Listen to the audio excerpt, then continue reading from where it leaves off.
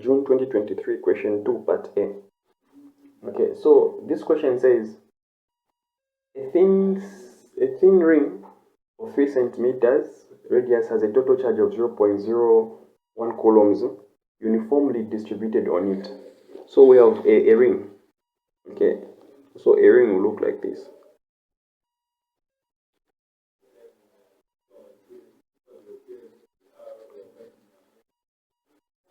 Okay, will look like that. Then it says it has a total charge of 0.01 coulomb uniformly distributed on it. So it has 0.001 of charge uniformly distributed, okay, around it like this. So this charge here that we have distributed in the ring has 0.001 size.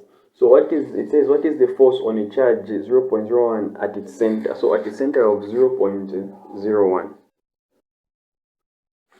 Okay, then what would be the force on this charge if it were placed at a distance of 4 centimeters from the ring?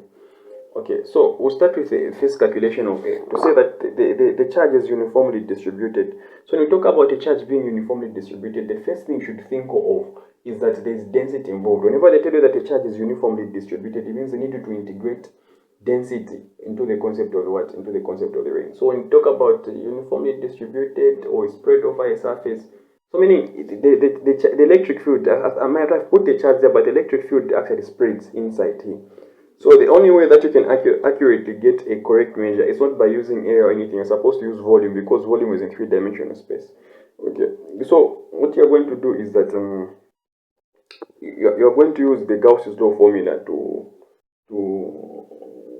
they want to find the force. So the A says what is the force? Okay, they are looking for a force. So if you're asked to find electric field, you're supposed to use density, but in the case of a force, you don't need to integrate any form of density. So we know that force, okay, force is equal to constant K for the permittivity of the material of observation. K is not just a constant for no reason. No, it defines how much electric charge that the material in which the charges are placed are going to absorb. So then we're going to have charge 1 and also what? Charge 2. Okay. Then the other thing is that this ring is 3 centimeters. Okay. The radius is 3 centimeters. Then we're going to say R squared, because that's what the formula is. Then we're going to say charge 1 in this case is going to be 0.001. Okay, that is distributed around the ring. And then charge 2 is going to be 0.01. Okay, that is on the center. Then our distance is going to be 3 centimeters. Okay, now the issue is that every time you're making calculations in electricity and magnetism, make sure that the linear distance that you are given has to be in meters. So firstly, start by converting this to what? By converting this to meters. So we're going to say 1 meter is actually equivalent to what? Is actually equivalent to 100 centimeters. Multiplied by 3 what? By 3 centimeters. So a centimeter and a centimeter is going to do what? Is going to cancel. Then we are going to have this first 0, second 0. So we're going to have 0.03 meters. Okay. So meaning in meters, our distance is going to be what? 0.03 meters. Like this. So now, since we want to find the force that's available there, so because this force is actually even small, they are smaller than the actual point charge force. So I can say a small force here for my calculation. Then I'm going to say I'll say 1 over 4 pi epsilon naught multiplied by our first charge and our charge 1 and charge 2 over r squared. Okay, so we break down our formula first.